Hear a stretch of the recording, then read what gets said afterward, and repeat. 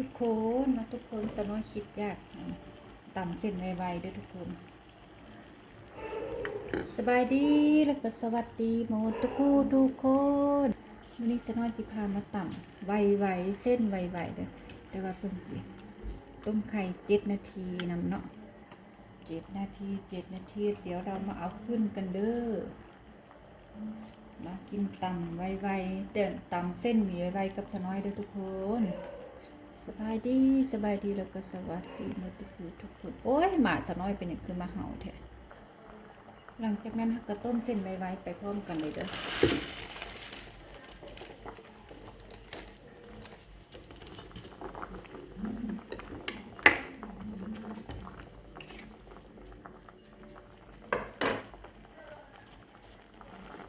เวลาเขาต่ำนะทุกคนเขาใส่เครื่องปรุงนั่นเด้อเครื่องปรุงนั่นมันค่อยหอมนะแล้วก็ใส่อันนี้น้ำอันนี้น่าจะเป็นชูรสอันนี้เจียวนี่ก็ต้องใส่ก็ได้เด้อ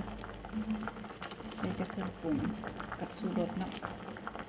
เวลาต่ำนะเวลานี้เขากะว่าเส้นไวๆได้แล้วเขาก็ซาวเส้นไวๆออกกันเนาะแต่ว่าอันไข่หันยังพอได้กบ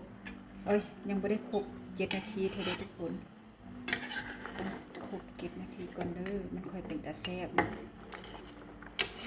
ผู้ใดมาต้องอันโทรศัพท์ค่อยหญิงตอกแตกนี่แมวน้อยค่อยแมวน้อยค่อยเวลานี้เฮากระตักออกไปเลยเนาะค่อยๆตักออกไปแมวน้อยค่อยเป็นตาสร้างแท้มากวนโทรศัพท์ค่อยขาตั้งโทรศัพท์ค่อยเพราะว่าอันก็ต้องเอาอันตองก็ได้ด้วยทุกคนนะถ้าตักออกไปแล้วทีนี้มันกระดูดน้ำแห้งไปเลยเนาะเส้นไวๆมันกระดูดน้ำแห้งไปเลยก็ต้องเอาเนี้ยมากรองมาสันเหาะ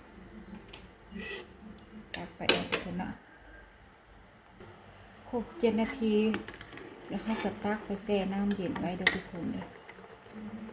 ตักไปแช่น้ำเย็นไว้เนาะที่นี่เขาก็มาเตรียมโคกตำเลยเนาะทีนี้เนาะใส่พริกลงไปเด้อทุกคนตามด้วยกะปินะทุกคนเนาะต่อมาแล้วก็ชูรสกับน้ำตาลเด้อชูรสเพราะว่าเขาจะเอาชูรสอยู่ในอันผงปรุงไว้ใส่น้ำชูรสลงไปเนาะตามด้วยน้ำตาลเด้อทุกคนน้ำตาลใส่เอาหลายเนื้อนึงเพราะว่าตำไวๆแล้วมันจะอันนั้นตำเส้นไวๆมันจะเค็มด้วยทุกคนทุกพริกอย่างนะคะว่าต้องตำแรกหลายด้วยทุกคนมันจิเค็มถ้าตำเพราะให้มันได้หอมตามด้วยบักเขือเทศนี่บักเล่นน้อยบักเล่นใหญ่ลงไปก็ใส่เลยเด้อตามด้วยปลาแดกเลยทุกคนปลาแดกเขาก็เขย่ากันเด้อสุกใส่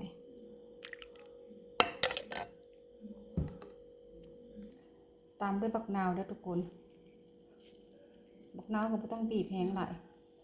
เพราะว่ามันมีบักเขือเทศเปรี้ยวแล้วเนาะแล้วก็คูเลใส่ขี้มือใส่น้ำน้อยนึงมันค่อยนัวตำเลยทุกคน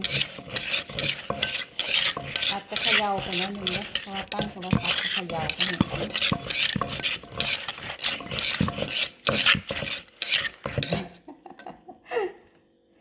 ก็จะได้ประมาณนี้ด้วยทุกคนก็จะได้ประมาณนี้แหละนะมีด้านคลิกๆหน่อยนึงนะครับก็เอาไวๆมาใส่ซีมเบิ้งได้รสตามใจชอบนะครับก็เอาเส้นไวๆมาใส่เลยทุกคนเส้นไวๆใส่ลงไปเลย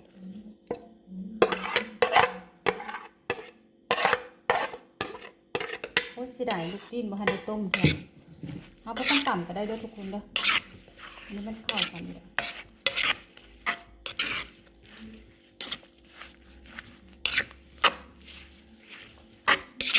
ก็จะได้ประมาณนี้แหละทุกคนตักใส่จานเลยจานที่ว่าเราลองไวๆเมื่อกี้ล่ะก็ต้องเอาจานอื่นล่ะ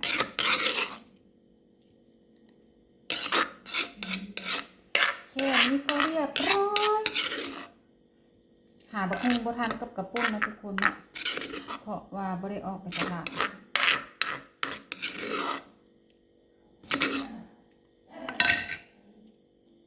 ได้แล้วทุกค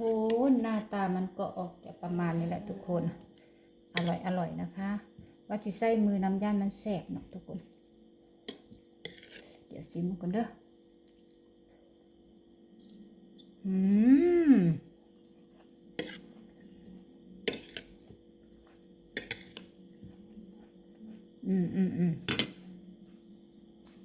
มาค่ะทุกคนมาทานข้าวด้วยกันกับสะน้อยแค่นี้แล้วก็อิ่มแล้วล่ะทุกคน